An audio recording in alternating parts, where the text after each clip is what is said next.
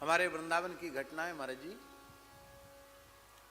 निम्बार्क संप्रदाय के श्री रामदास जी काठिया बाबा बड़े सिद्ध संत थे।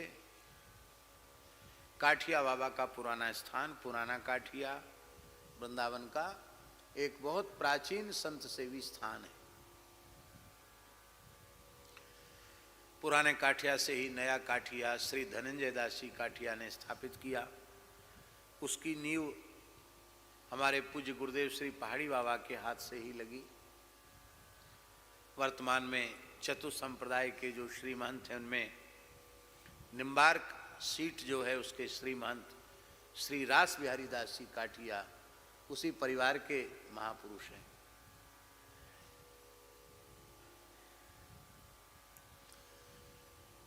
तो श्री रामदास जी काठिया बड़े सिद्ध संत थे। ब्रज विदेही श्री महंत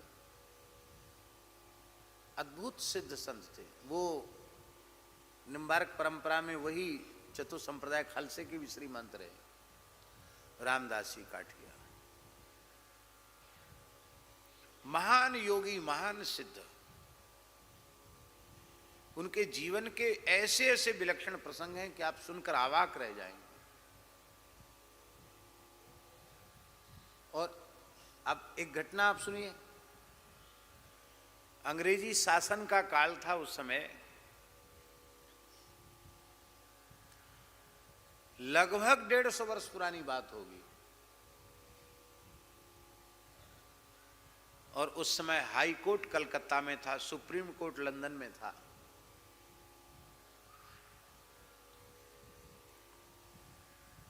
और वहां के मुख्य जस्टिस चौधरी बाबू, कलकत्ता हाई कोर्ट के मुख्य न्यायाधीश,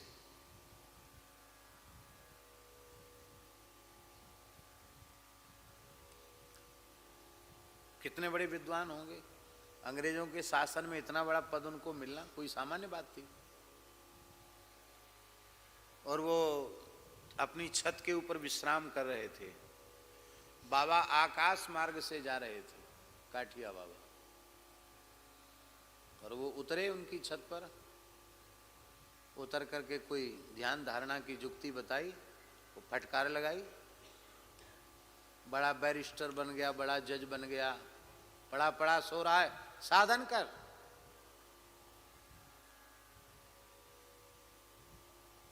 भजन कर। उसके बाद उनका जीवन बदल गया। वे साधन में लग गए। मन ही मन सोचने लगे भी महापुरुष कौन जिन्होंने ऐसा हमें दर्शन दिया। तो उनकी लगन इतनी लग गई कि उन्होंने बैरिस्टरी जजी सब छोड़ दी और वे विचरने लगे उस संत की खोज में जिस संत ने आकाश मार्ग से आकर कृपा की थी। हमारा जी ये सपने की बात नहीं, प्रत्यक्ष की बात है। वो घूमते घूमते चौधरी बाबू वृंदावन में आए तो उन्होंने क्या देखा।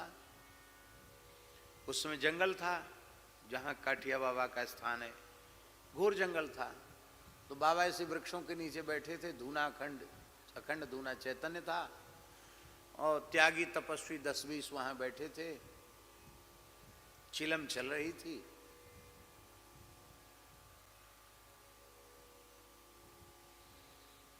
लोग चिलम पी रहे थे, बाबा भी बैठे थे। प्रसादी अमनिया कैसे पिए, महाराज एक फूंक लगा दो। तो महाराज भी ले लेते थे। और महाराज डांट डपट भी कर रहे थे, उसमें गाली भी दे रहे थे, गालियां भी दे रहे थे, गंदी भद्दी गालियां भी दे रहे थे। अब वो इतने पढ़े लिखे थे। चौधरी बाबू मन में सोचने लगे ये महापुरुष तो वही है, बिल्कुल वही स्वरूप है। ऐसी एक लंगोटी है, काठ का आड़बंद है, विशाल जटाएं हैं, अखंड विभूति है, 12 तिलक है। तो महात्मा तो वही है। लेकिन ये तो ऐसे ही बैठे हैं, धुना है और पढ़े लिखे लोग भी इनके आसपास नहीं, सब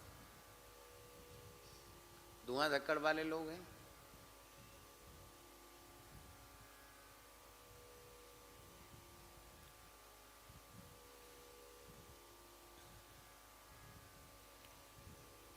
तो बाबा ने किसी दूसरे साधु को लक्ष्य करके कहा,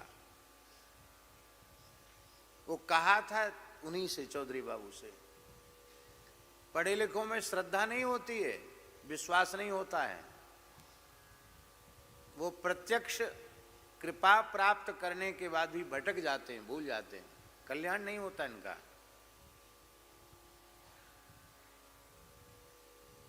अरे भाई, ये तो श्रद्धा और विश्वास का मार्ग है, और गोल मटोल कह के सारी घटना वो कह गए। अब तो पक्का हो गया कि यही है। धीरे धीरे उनके पास वो आने लगे। परमया शुश्रूषया के ऊपर हम बोल रहे हैं। वे प्रतिवर्ष 84 कोस ब्रज की परिक्रमा करते थे काठिया बाबा, और आज भी उस परंपरा में प्रतिवर्ष परिक्रमा चलती है। अभी उस परंपरा को श्री रास बिहारी दास जी काठिया बाबा उसका निर्वाह करते हैं, और वही एकमात्र वृंदावन की ऐसी परिक्रमा है जिसमें विरक्त साधु ही होते हैं ज्यादा से ज्यादा। अभी भी महाराज जी 400-500 साधु होते हैं परिक्रमा में, कभी कभी तो हजार साधु भी हो जाते हैं। फक्कड़ों की परिक्रमा है, इतने भंडारे होते हैं, इतनी दक्षिणा मिलती है, गृहस्थी का काम नहीं, साधु ही साधु चलते हैं। तो बाबा भी पैदल चलते थे। बाबा आचार विचार वाले बहुत थे। उनकी गैया भी उनके साथ चलती थी, उसी का दूध लेते थे वो, और उनकी सेवा में रहते थे। काठिया बाबा की सेवा में उनके शिष्य थे, उनका नाम था गरीबदास जी। क्या नाम था? गरीबदास जी। और गुरुजी नरसिंह भगवान, आप तो समझते ही नरसिंह भगवान का अर्थ। पूज्य श्री महंत नारायण दास जी महाराज नरसिंह भगवान ही थे। वे जब तक यहाँ विराजते थे, किसी की हिम्मत नहीं जो लाली बाव की ओर आंख उठाकर देख ले। शेर थे। तो महाराज गुरुजी का सबसे अधिक कोप भाजन भी गरीबदास जी ही बनते। गलती किसी की डांट इनको खानी पड़ती, मार भी खानी पड़ती। एक बार तो ऐसा हो गया कि चौधरी बाबू परिक्रमा में थे, वे कांप गए, बोले भैया भले ही सिद्ध पुरुष हों पर हमारा गुजारा यहां नहीं। घटना क्या थी? महाराज की 24 घंटे सेवा में रहते थे वो गरीबदास जी। यहां तक कि महाराज शौच के लिए जाते तो उनका 4-4.5 शेर का कमंडल वो लेके जाते थे। वहां जाकर महाराज को कमंडल देते, वहां से कमंडल लेके आना। संपूर्ण सेवा वो करते थे। और गुरु महाराज के पत्तल में जो कुछ बच जाता था उसी को वे ग्रहण करते थे, अलग से कुछ नहीं लेते थे। अहरनिश सेवा करते थे। और गुरुजी भी केवल उन्हीं के हाथ का छुआ खाते थे, वही बनाते थे गुरुजी का। उनके शालिग्राम जी की सेवा करना, भोग लगाना, तो बना रहे थे टिक्कड़। और एक बंगाल के सेवक थे, बंगाल की एक महिला थी, और उन्होंने टाट से घेर देते थे जहां महाराज की रसोई बनती थी, कोई नजर न पड़े। उसने ऐसे झांक के देख लिया और बाबा की नजर पड़ी। ओ बाबा वहीं से चिल्लाए। तो महाराज वो तो महिला तो भाग गई। अब बाबा वहां दौड़े हुए आए तो सारा गुस्सा उन्होंने गरीबदास पर उतारा। अब तहस नहस कर दिया, और लक्कड़ उठा करके, जलता हुआ लक्कड़ उठाकर दे और बड़ी भारी पिटाई, इतनी पिटाई बेहोश हो गए बेचारे। लोगों ने तो समझा कि ये गए, पधार गए। इतनी पिटाई। और बाबा अपने छत्ता के नीचे आए और अपने कंबल, अपना कपड़ा मुंह के आगे डालकर बैठ गए भजन करने। थोड़ी देर में गरीबदास जी उठे, स्नान किया, फिर से गैया के गोबर से चौका लगाया, फिर रसोई बनाई, ठाकुर जी को भोग लगाया और फिर गुरु जी को पवाया। आज समय से प्रसाद नहीं हुआ, लेट हो गए, स्वाभाविक है, द्वारा सब तैयारी करेंगे तो लेट हो जाएंगे। और गुरु महाराज भी ऐसे विलक्षण पा तो लिए, लेकिन रोज कुछ न कुछ छोड़ देते थे। आज तो पत्तल को ऐसे चाट लिया उन्होंने, मतलब सब्जी का एक कण भी नहीं छोड़ा, कुछ नहीं छोड़ा, खाली पत्तल। तो उसी को उन्होंने जीभ से लगा के सिर से विसर्जित कराए। रात्रि का समय था।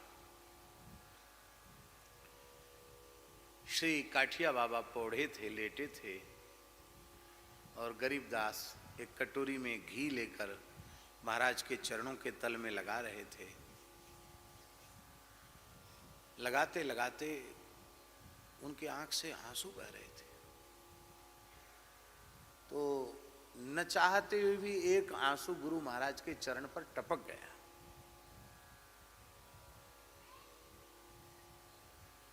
समझ गए वो ये रो रहा है।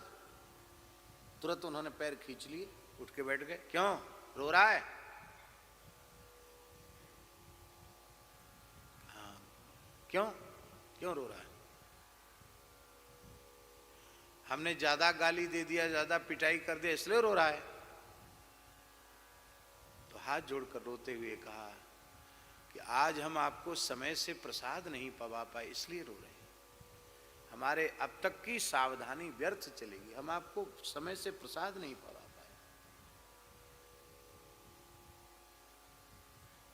पर बस एक ही प्रार्थना है, इस अपराधी को, इस दीनहीन को अपने चरणों से अलग मत करना। मैं आपकी सेवा के बिना जीवित नहीं रह सकता। रोने लगे फूट फूट के। महाराज ने खींचा उसको, गरीबदास जी को, छाती से लगा लिया। बोले बेटा, मैं तो केवल तुम्हारी परीक्षा ले रहा था, कठोर से कठोर परीक्षा। देखता हूं तू कितना सहनशील है, पर आज मेरा हृदय चक्र जागृत हो गया है। मैं प्रसन्न हूं तेरी सेवा से। वरदान मांग, क्या चाहिए? मैं सर्वसमर्थ हूं, तू जो मांगेगा वह दे सकता हूं मैं। क्या चाहिए बोल? ले अंतिम श्वास तक, जब तक मेरे शरीर में अंतिम श्वास है तब तक मैं आपकी सेवा करूं। मुझे सेवा के बदले कुछ नहीं चाहिए। नहीं नहीं और कुछ मांग। तब गरीबदास जी ने कहा कि आप सब संतों से सुनते हैं कि मानव जन्म का फल है अपने आराध्य इष्ट युगल सरकार श्यामा श्याम का इन्हीं नेत्रों से प्रत्यक्ष दर्शन कर लेना। मेरे पास भजन का साधन का बल तो है नहीं, मैं तो सर्वथा अपात्र कुपात्र अयोग्य व्यक्ति हूं। और आपकी करुणा हो जाए तो युगल सरकार की झलक हमें भी प्राप्त हो जाए। क्यों रोता है? स्वयं युगल सरकार तुझे लेने आएंगे, तू इसी शरीर से इन्हीं आंखों से उनका प्रत्यक्ष दर्शन करेगा।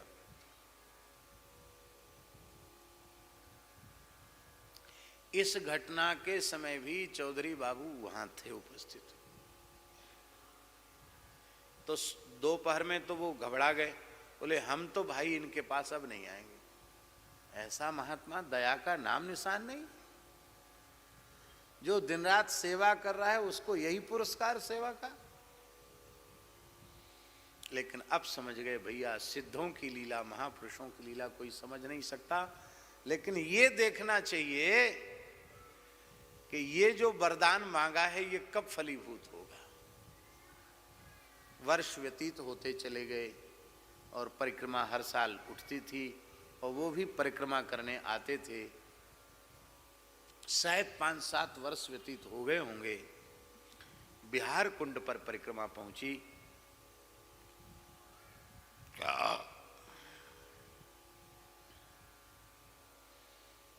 और महाराज को बना करके और भोग लगा के पवा दिया था गरीबदास जी ने। शाम को 4 बजे के करीब वो फिर गुरु जी के कुछ सेवा का कार्य होता था तो आते थे, लेकिन आज वो आए नहीं। महाराज जी बहुत विलक्षण घटना है। तो उन्होंने कहा, गरीबदास कहाँ गया? बोले पता नहीं क्या बात है, आज उनको बहुत तेज बुखार आ गया है, वो तो उठ भी नहीं पा रहे। बाबा उठे अपने आसन से, पहुंच गए वहां। बच्चा कैसा है? का गुरुदेव लगता है अब समय आ गया है। हाँ हाँ, समय आ गया है, तैयार हो? हाँ तैयार है। क्या इच्छा है? बोले मैं चाह कर भी उठ नहीं पा रहा हूं, आप अपना दाहिना चरण उठाकर मेरे माथे पर रख दें। बाबा ने चरण उठाया, सिर पर रख दिया। और क्या तेरी इच्छा है? आपका चरणोदक मिल जाता तो मेरा जीवन सफल हो जाता। मरे दो मेरा पैर, पिला दे इसको। चरणामृत भी दे दिया। बैठ गए बाबा वहीं भूमि में, सिर पे हाथ फिराए। और क्या है, ठीक है ना? बोले हाँ। श्री राधा कृष्ण श्यामा श्याम सामने खड़े हैं, दाहिनी ओर ललता जी हैं, बाईं ओर विशाखा जी हैं और निकुंज में चलने की आज्ञा दे रहे हैं। जा। तत्काल आपने प्राण त्याग दिया। इस घटना के बाद चौधरी बाबू ने विरक्त दीक्षा ले ली और उनका नाम हुआ श्री संत दास जी काठिया। वो बहुत बड़े विद्वान थे, समझे संत दास जी? हमारे यहाँ भी एक संत दास जी। खड़े हो जाओ भैया, खड़े हो जाओ। ये उत्तर काशी में सेवा संभाल रहे हैं। इनका खड़ा होना भी मुश्किल है, क्योंकि